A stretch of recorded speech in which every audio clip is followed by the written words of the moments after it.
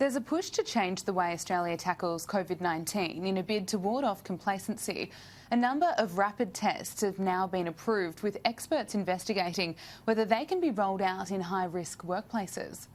A devastating virus remains at large, but queues at COVID clinics are shrinking, and that has many deeply worried. We run the risk of the virus escaping us again, and the need for further lockdowns. There's a growing push to change the approach to testing.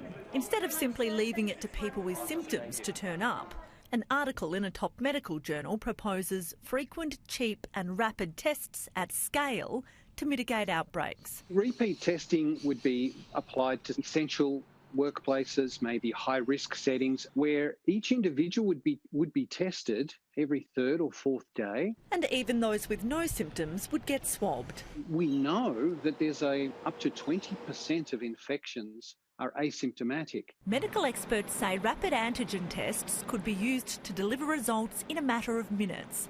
6 have now been approved in Australia. And they're now actually being assessed for their utility and effectiveness by the medical expert panel. The expert panel is investigating if they could be used to test asymptomatic frontline workers. So we have been looking at this in a number of settings, particularly if it would be appropriate in areas where we get significant community transmission. If states and territories choose to do that, then we would certainly be supportive. But there are items in the national medical stockpile that might go to waste.